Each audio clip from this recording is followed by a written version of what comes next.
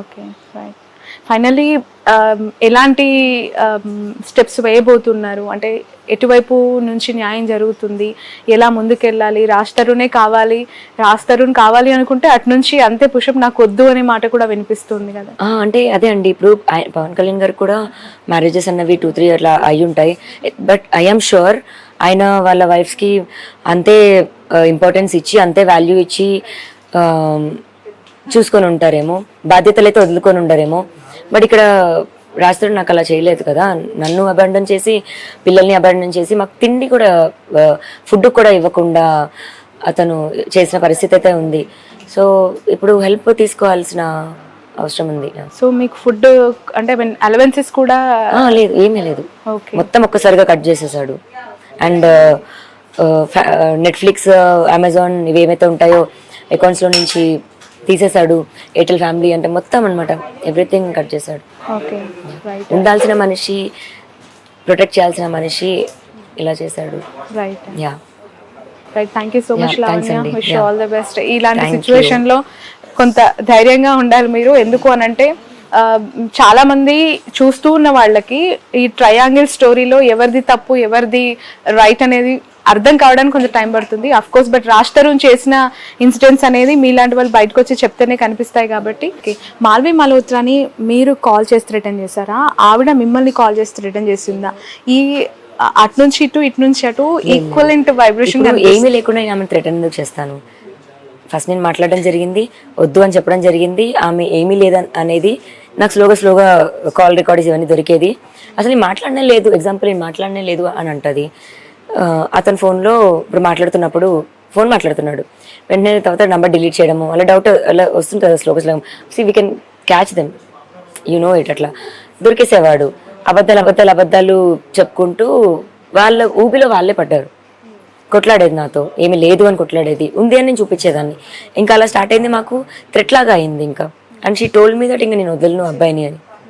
ఆమె ఎవరు అసలు వదలకపోవడానికి? అప్పుడు రాజ్ తరుణ్ మీరు అడగాల్సింది కదా, తనని కాదు కదా మీరు. అంటే అయిపోయింది కదా, it was open again. So ఇప్పుడు ఏం కోరుకుంటున్నారు లావణ్య మీరు? అంటే రాజ్ తరుణ్ ని కావాలి అని అనుకుంటే అతను ఖచ్చితంగా మొన్న ఇచ్చిన బయటలోనే క్లారిటీ ఇచ్చారు మీకు, తను ఏం మాట్లాడుతున్నారు, ఎంత ఎక్కడ దాకైనా వెళ్తాను ఇది అని.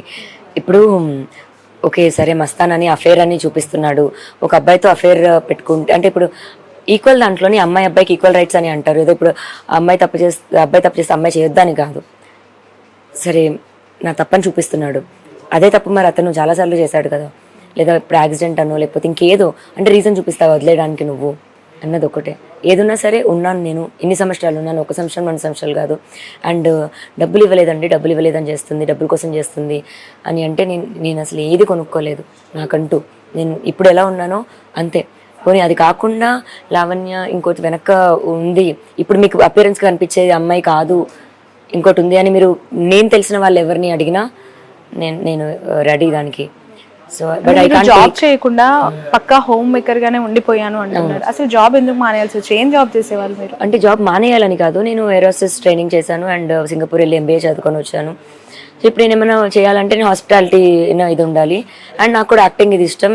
షార్ట్ ఫిల్మ్స్ చేశాను, అంటే అంత పెద్దగా అవ్వకపోవచ్చు బట్ చిన్నవే, అంటే చిన్నవే చేశాను. ఏదో మైలా అని షార్ట్ ఫిల్మ్ ఉంటుంది యూట్యూబ్లో, నా వరకు మంచిగా రీచ్ అయింది, పీపుల్ మంచిగా యాక్సెప్ట్ చేశారు నన్ను.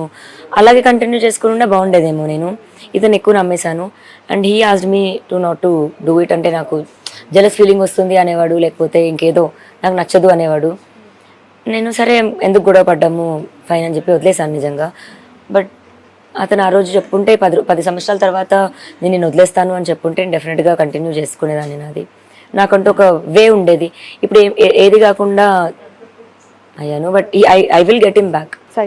ఆడియో కాల్ ఒకటి వచ్చింది బయటికి, అది విన్నాను. దాంట్లో పదే మీరు తిడుతున్నారు సాయి అని, అండ్ బిగ్ బాస్ అన్నపూర్ణ స్టూడియోకి వెళ్తాను నాగార్జున గాడు అని చెప్పి.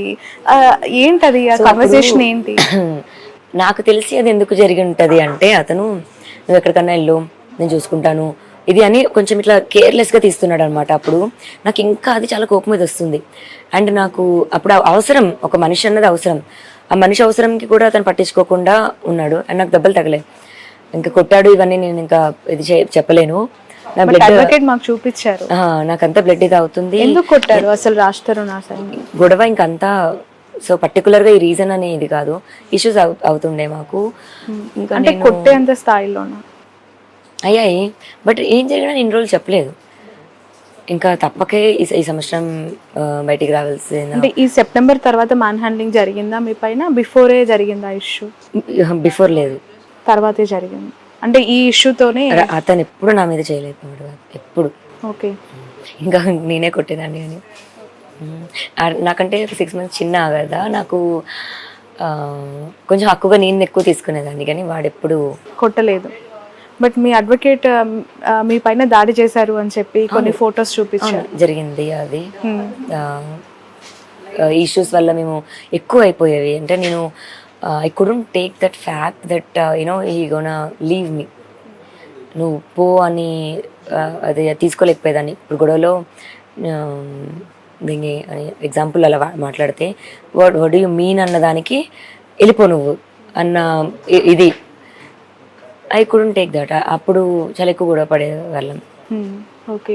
సో ఇప్పుడు రాజ్ తరుణ్ సెటిల్మెంట్ చేసుకోమని చెప్పి మిమ్మల్ని ఫోర్స్ చేస్తున్నట్టు కూడా తెలుసు. నాకు సెటిల్మెంట్ వద్దండి, నేను దానికోసం నేను చేయట్లేదు. మరి అందరికీ నెగిటివ్గా ఎందుకు వెళ్ళి నేను సెటిల్మెంట్ మనీ కోసం చేస్తున్నాను ఇదంతా అని ఎందుకు రీచ్ అవుతుందో నాకు తెలీదు.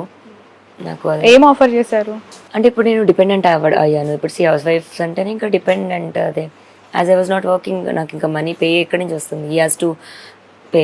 ఇన్ని సంవత్సరాలు చేశాడు, మరి ఇవన్నీ గోస్ మరి నా పరిస్థితి ఏంటి అని అడుగుతాం. అప్పుడు దాంట్లోని హీ ఈజ్ లైక్ హౌస్ ఇస్తాను అండ్ 15 dogs and 4 cats ఉన్నాయి కాబట్టి వాటికి మెయింటెనెన్స్కి ఇస్తాను. బట్ అది కూడా మనం నలుగురిలో కూర్చొని మాట్లాడుకుంటేనే. అంటే ఆ కుక్కలు ఆ పిల్లలు కూడా మీరే చూసుకోవాలా? ఎందుకలా? అంటే అవి వాడు నాతో పాటు వాటిని కూడా అబాండన్ చేసేసాడు బికాజ్ మాల్వికి కుక్కలు అంటే నచ్చదంట. సో ఆ కుక్కల్ని చివరికి మీకు మిగిల్చి వాటికి పే చేస్తానని చెప్తున్నారు.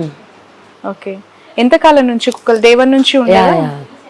లైఫ్ స్టార్ట్ అవ్వడం 2014 ఇలా మాది అయ్యిందో లేదో 3 నెలలకు అమ్మాయికి మరి కడుపు రావాలి, మరి తీసుకొచ్చి కుక్క పిల్లలు పెట్టాడు.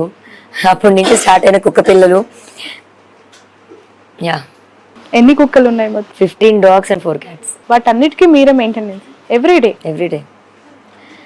నేను, తమ్ముడు అండ్ ఇంకొక అబ్బాయి ఉంటాడు వర్కర్, ముగ్గురం చేసుకుంటాం. అలా ఇప్పుడు ఈ 10 సంవత్సరాలు మాకు ట్రావెల్ అయిన పోనీ పనబ్బాయో పోనీ ఎవరిని అడిగినా చెప్తారు how we use to be అని. ఇప్పుడు ఆ కుక్కలు అంటే ఎఫెక్షనేట్ కదా టువర్డ్స్ రాజ్ తరుణ్ పట్ల కూడా ఎఫెక్షన్ చాలా. అసలు మీరు తన సోషల్ మీడియాలో డాగ్స్ ని చూసుంటే, ఫొటోస్ చూసుంటే కూడా తన పెట్స్ తో ఉన్నవి అన్ని ఉంటాయి. రైట్.